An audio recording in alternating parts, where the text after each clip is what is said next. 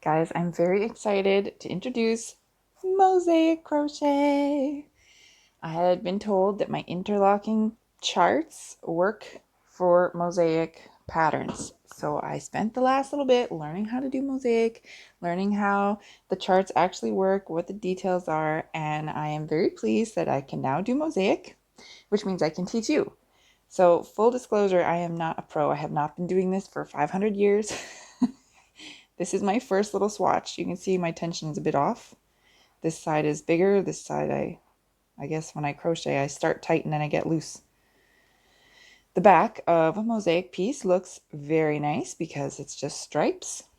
And the front, I'm going to be showing you how to do my tutorial hearts. It's the same square, it's the same chart that I used when I was teaching how to do interlocking, my locked filet mesh crochet. So we are just going to adapt the chart for mosaic. And I had hoped to print off the chart to show you. My printer is being funky and I only get so much time without the kids, so I figured I better make the video anyways. But you can definitely print off the chart. You can look at the chart. You can see the chart looks like this. It's dark. I think it's black, right? Black, white, black.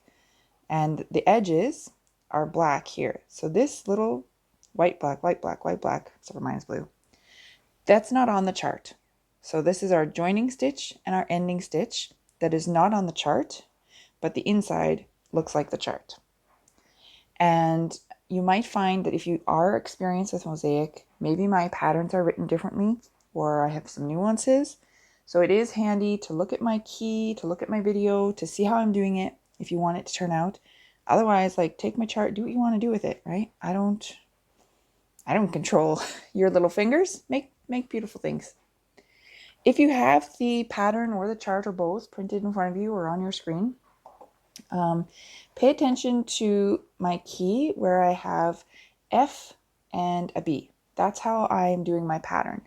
The row is simpler to look at. If you know that this is a mosaic pattern and that's F means this and B means that, it's easier to read in my opinion. So that's why I did it that way.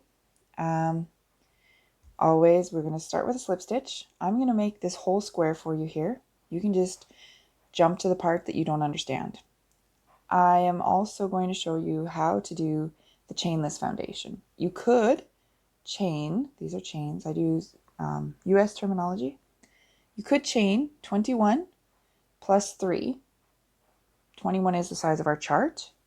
3 gets you that one joining stitch, one end stitch, plus you need an extra for turning so that you can come back and do your single crochets, right?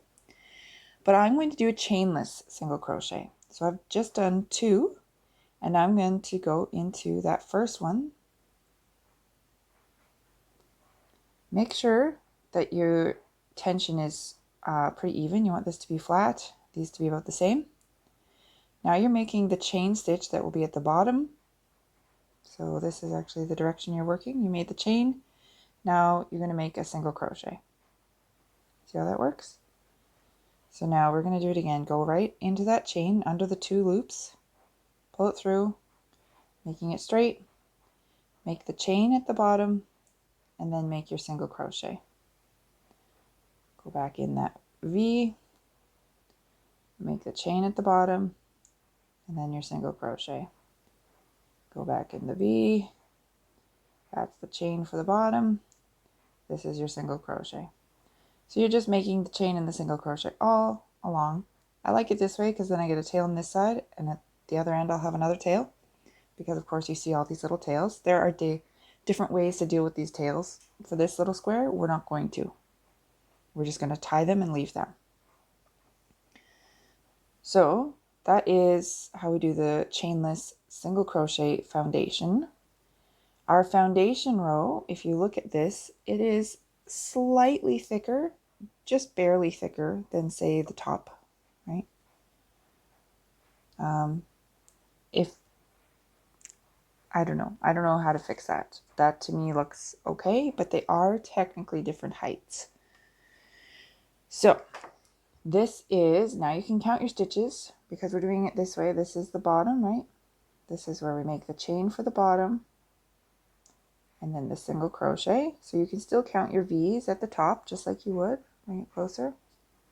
Just like you would normal. That's a V, 1 stitch, 2 stitch, 3 stitch, 4 stitch, 5 stitch, 6, right? And when you're working, that's normally where you'd be going, right under those two, the little V there.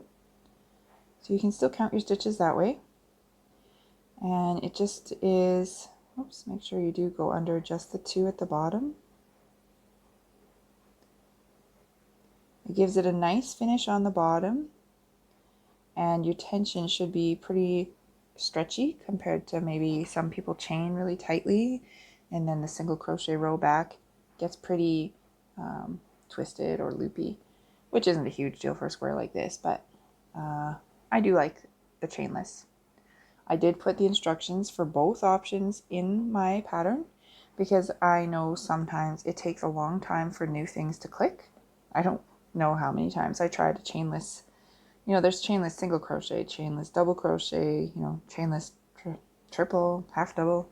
I'm sure there's chainless everything. And it took me a really long time to finally figure it out. I read blogs, I saw pictures, I watched some videos, and it just wasn't making any sense at all. And I gave up, and then I tried it again, and it worked. And I was like, wow, that's really simple. How the heck did I not figure that out before? But I just couldn't. It didn't work. So for our chart, this is a 21 square chart, which when you're doing the interlocking crochet, I call it 10 windows. When we're doing mosaic, we don't have windows, so we can ignore that whole part of the pattern. All of my patterns right now that say, you know, title 40, title 20, title 10, the numbers are all useless when it comes to mosaic. It's not very helpful information at all. Oops, I think I did something weird there. I'm just going to fix it. So my point to telling you the chart was that we want 21 plus a joining and an end stitch. So that gets us to 23. And I'm telling you these details because I want you to be able to read the chart. I want to write up my patterns to make them easy, but I think there's a lot of people that want to be able to just read a chart. So that's why I'm telling you details like that. So 1, 2, 3, 4, 5, 6, 7, 8, 9, 10, 11, 12, 13, 14, 15. We're at 15. Okay, we got to keep going. This is 16. And I did find that learning to keep my tension on the chainless was a little difficult, but I'm going to lose my count again, I guarantee it. Oops. And don't do that. Make sure you're thinking, it basically works like for any type of stitch. If I was doing a double, I would go in that spot, and you're first going to make your chain, and then you make your double, right? So it works for every stitch. We just happen to be using it for single crochet. So let me count again, and then I won't talk for a minute. 1, 2, 3, 4, 5, 6, 7, 8, 9, 10, 11, 12, 13, 14, 15, 16, 17, 18, 19, 20. This is just, you can tell that's the last stitch here. You don't count this extra little loopy-doop. We're at 20. We're getting close. 21.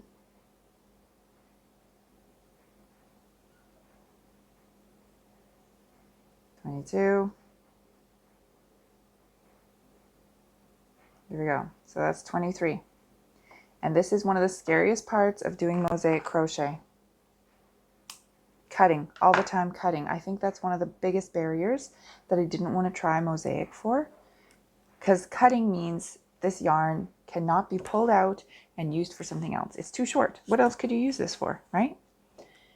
And it's annoying to join yarn all the time, but it is a handy skill that I will show you later as well. But in this mosaic, you're going to be cutting your yarn a lot, okay? So now we have a nice little, you can see my tension is not the greatest, but that's okay. Here's where you're going to, this is your knot, that's how you started. This is that first V.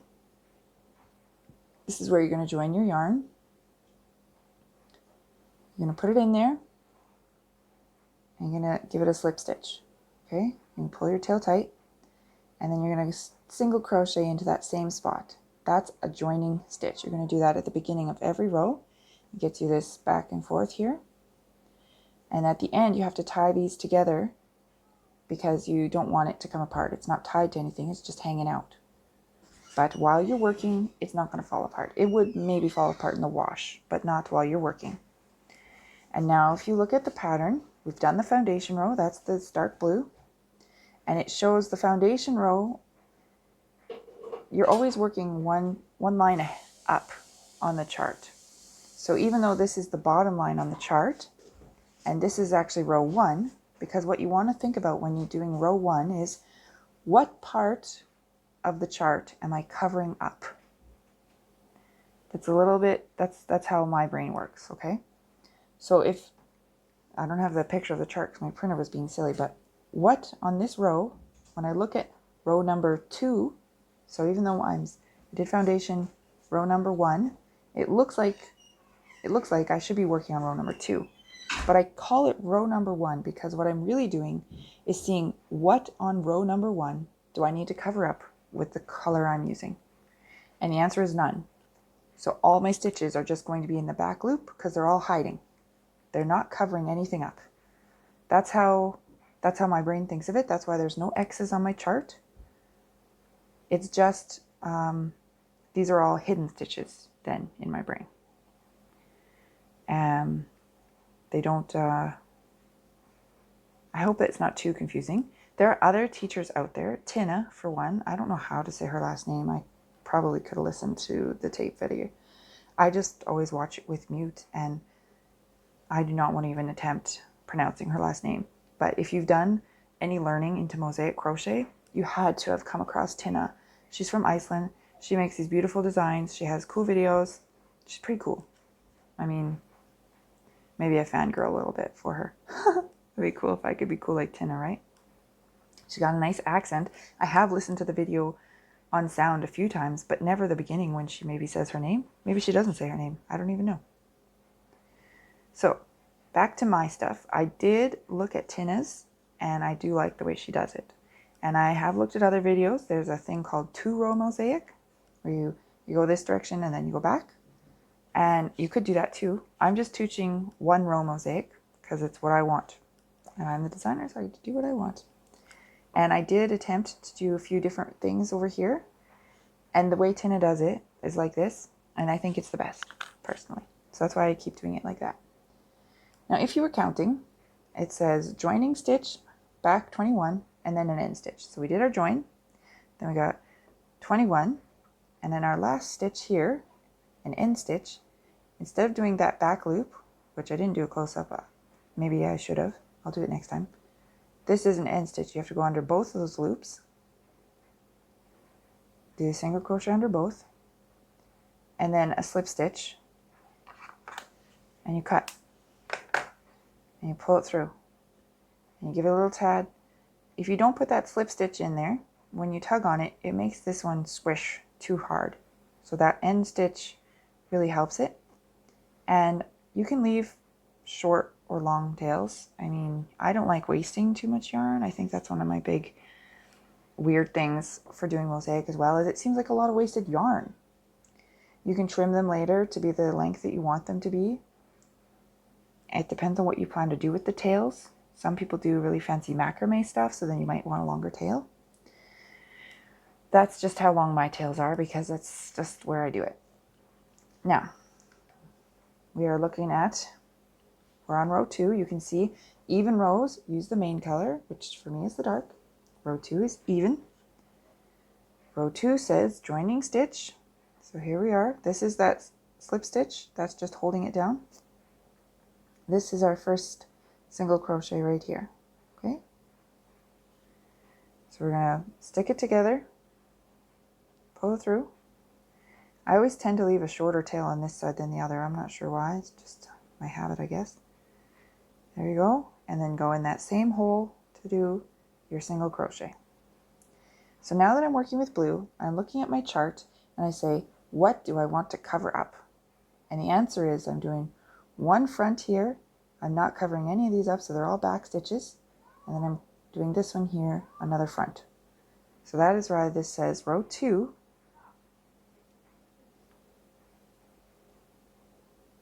So to do our double crochet, we're not going to use this single crochet stitch here.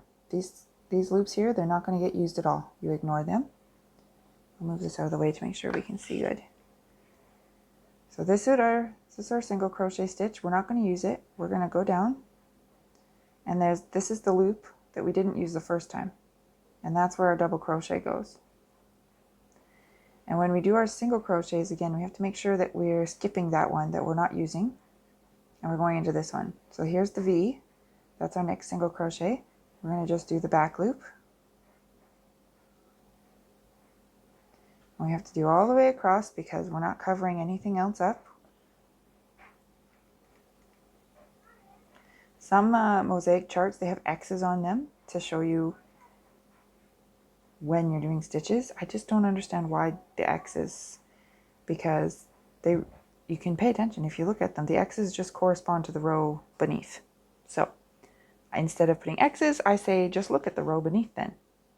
I don't know. That's how my brain works. If it confuses you, find a different teacher, because it doesn't matter to me what teacher you use.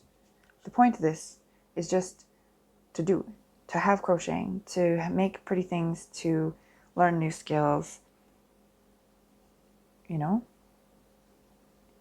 I am kind of excited that my charts will be working for Mosaic. I'm liking the Mosaic technique. Okay, so we have to count. This is our end stitch. This is that last stitch that now we're going to cover up. This end stitch is already being used, so this is our loop. And you could count the loops if you wanted to, if you got a little confused, if you're a little bit lost. You can count them and go back and say, okay, it said 19. So here's my 19. This is 20. Well, it's not 20, it's 21. I don't know, ignore that number. But we did 19, so this is the one you have to go into. So that's my front stitch, because it's covering it up. And then my end stitch goes under both loops. Single crochet, chain, cut. To me, it's not really a good... You can probably hear my children outside. Daddy's wrestling. That's a fun screams, just in case you're wondering. They like it. It's not... This project to me is not a good project to take on the road, like in a car or something. I don't like having scissors and you don't know where to set them. So maybe if you had a blanket and you were doing like 300 stitches, then you could. But for something short like this, I don't think of it as a car project, which maybe doesn't matter to you, but that's how I label my projects. What can I work on when I'm sitting in the car? Maybe it's just because I live in Saskatchewan and we do a lot of driving. Everything is all far away from each other. So we're doing a joining stitch. We're on row 3. Odd numbered rows, use your coordinating color, which is for me white. And now they're just looking at the chart on the 3rd row of the chart. So this is 1, 2, this is row 3. What am I covering with white? 0 again.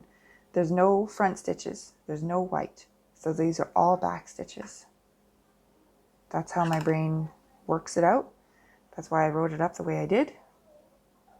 So 1, 2, 3, 4, 5. Oh, something else I was going to mention. If you've done my interlocking crochet things, you might have noticed that my gauge, I use a 4.5mm hook, which is like US 7. I don't really use those numbers. I go by millimeters. And I use worsted weight yarn. This is the same weight of yarn, but now I'm using a 5mm. The yarn calls for a 5. Some of these yarns are a little bit thicker. They might call for a 5.5. But I just find the drape in a mosaic works good with a hook size this big. Whereas for interlocking, I do prefer it to be tighter. I don't want to see the stitches in the windows, which is maybe why I'm leaning towards preferring this technique, but I'm not sure. So now here we are at our end. So under our end stitch, go under both, chain, cut, pull it out. To figure out my gauge and estimated yardage, I made this square, then I untied them and pulled every row out and measured it to see how much I used. Because I don't have a fancy kitchen scale. I know it's really not that fancy, right, Ashley? Just get a kitchen scale. But that's how other people do it. They would measure the weight of their yarn, which I don't even do either. My yarn label does tell me, you know, it's a 4. It says 5mm hook. It does say, here we go, yards and weight. So I just do it by yards. I know that in other places, you don't have that kind of information on your yarn, and I'm sorry that maybe my stuff is confusing. I've had that comment that you want different kind of measurements, and maybe someday that will be on my list. I just have so many things on the go right now that you're going to have to do your own conversion. So someday I plan to convert things for you. Right now, you're going to have to do your own conversion, okay? Okay, so back to this. We're using our main color, which means we're on an even row. This is row 0, 1, 2, 3, 4. When you're looking at the chart, 1, 2, 3, 4. What is being covered up? So we have blue. We're going to say what is actually being blue now. We've got one here, one there, one here, one here, one here, one here, one here. So that is how, if you're reading the words or looking at the chart, that you can connect them. So I did my joining stitch. Now I'm going to do a front one. And it's my double crochet, the front loop of there. It's easy for me to remember because it's going to have a black line all the way up, right? And then we have to do a back one because we're not going to go into this one that we just covered up.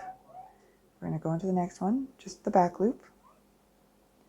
Then we're going to do another front one. So this is the loop that we are skipping, right? Because all the lines have to line up. Oops, come on, little yarn and hook. Probably my fingers is the biggest problem, right? Okay, so you can see how this was the loop we used. This loop we skipped because we used this loop. This loop we used. So when we go to the next back stitch, we're going to leave that one empty from that front. Leave that one empty. Make sure that you're not adding stitches in, because then you won't get the right count when you get to the end, right? So we did our joining stitch, front one, a back one, a front one, a back 3. 1, 2, 3. Then we do front one. So you can follow it down, or if you get really confused, you can count. I did 1, 2, 3, so here's the loop that I have to use, right? So we did back 3, front one, then we do another back 3, and I think this pattern would be really fun if you made it longer than this tiny square, because you'd get used to the repeats, and you wouldn't have to pay attention as much, right? If you made it really big, you would know, okay, this is the row where I'm doing 3, 1, 3, 1, 3, 1, or whatever it happens to be. So even though this seems maybe a bit confusing right now, 1, 2, 3, so this is the one we're using. I think that once you get the technique, you'll be able to not only follow a chart and a pattern, you can make up your own stuff once you get the concept, right? I think I have a lot of designers in my group. They're just hiding. Some of them have designed things, but some of them are hiding. Now I should actually count what I'm doing because I was too much talking. Front, back 3, front 1, back 3, front 1. Oh, and now it said back 1. We're not doing 3 and 3 and 3.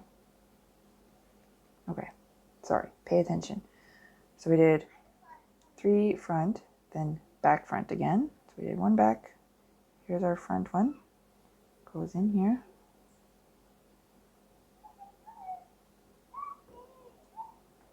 Oops, and I get in the habit of double crochet chain because I've been doing so much of the interlocking.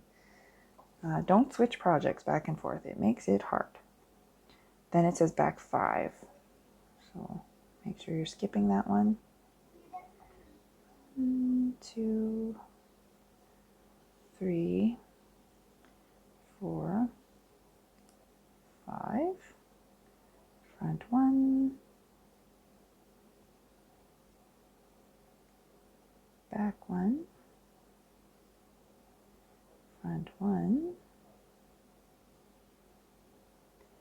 end stitch. And that dreaded cut. It's so scary cutting the yarn. I don't know why. Is that only me? There has to be other people out there like me. Can't just be me. And now we are on row 5.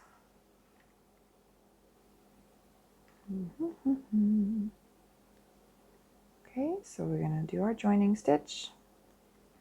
Now this time, we want this one to stay dark, right? So it has to hide. We're going to put it in the back, let it hide. But the next one is a front one. Goes down under here.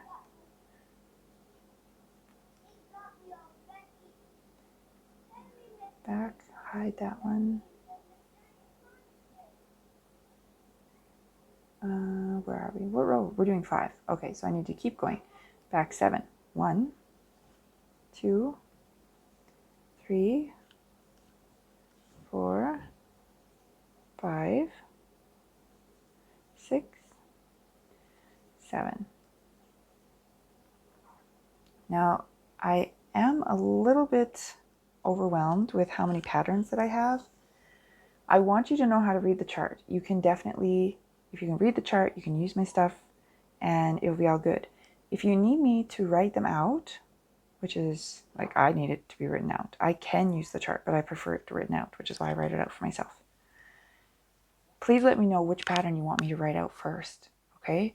Because I will get to them all eventually, but there's so many, and like this is just my spare time in between taking care of my kids, so there's no way that I'm going to get them all done like this week or even possibly this month. Plus I have new designs that I keep thinking about and I want to draw up, so I will write them up in Mosaic pattern. I have no problem doing that. If you let me know, hey, this is the one I want, I'll do that one sooner, okay? Okay, so we did our 7, front, back, front. Then we do another back, front.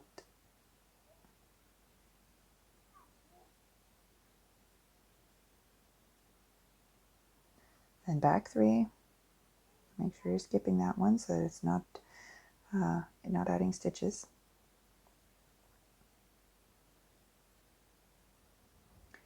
Front, back.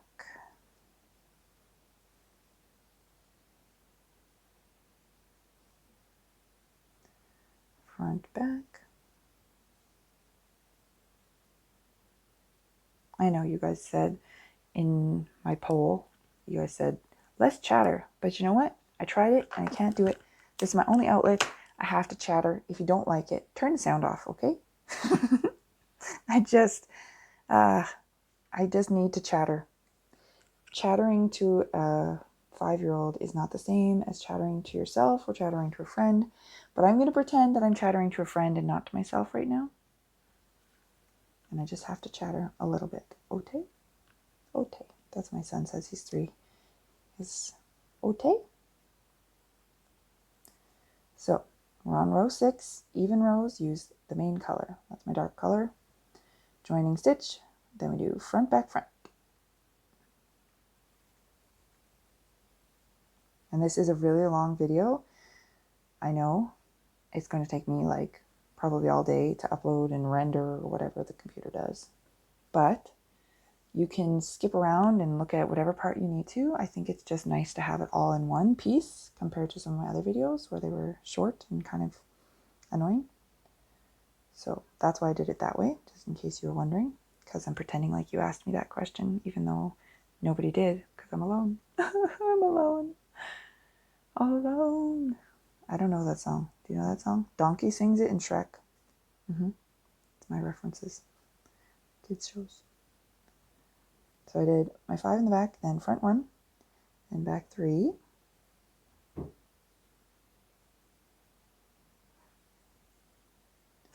And front 1. Just doing that loop down there. Then back. What row am I on? See, now I get confused. That's why I try to be professional about things, but honestly, my eyes get distracted when it's up on the screen. I couldn't print it and use my sticky notes or crossing them off, so now I have to count every time. This is 0, 1, 2, 3, 4, 5. This is row 6. With a joining, front, back, 5. My love, I am making a video. You can have TV later. Front 1, back 3. Front 1, back 3. That's 1. This is 2. This is 3. Front, back, front.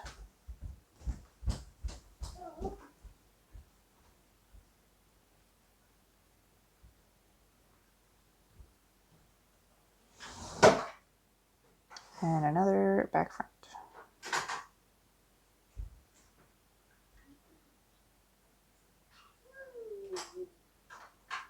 And end stitch, going under both the loops, and a chain, and a cut. We are going to take a break and come back to this video because my children are inside, and that means Mama is done. Okay guys, that break was a bit pretty short for you, but longer for me. I decided my video is getting too long, and I probably don't need to show you how to do every single line here. If that's a problem, contact me. I'll make some more videos, but I think we've got enough here that I should just tell you how to finish. Okay, these tails, remember I mentioned that they need to be knotted. So on our one side you have a knot, but on the other side you don't. But I like to make them look the same. So I would just take one of each color and literally just knot it. It depends on what you want to use this for, as to what you actually want to do to finish it off. I think they look like maybe little hot pads, or if you made it bigger, it could be like a placemat at the table. I generally do 2 knots because I think 1 doesn't stay. I've heard of people doing 3. You could do like a macrame type thing, you know, those fancy things. And there is a way to crochet a border as well, which I don't have room for in this video, but I will make a video for that. It's basically Tina's technique that I just put my own little spin on. But seriously, you should watch Tina's videos because I'm just saying what's already out there. Because we have an odd number, starts with a dark, ends with a dark, I just do number second last row twice. It's just double knotted into the blue over here and the blue over there. You can keep going if you want, make more knots, make fancier. It just keeps it from unraveling if you have to throw this in the washing machine. And even though both sides don't need to be knotted, because technically it has a knot, I prefer them to look the same. So I would actually go back here and knot this side as well. And that's pretty much all there is to it. You might want to subscribe to my videos if you're interested in seeing how I make a continuous cocoon type fabric. That's my next thing.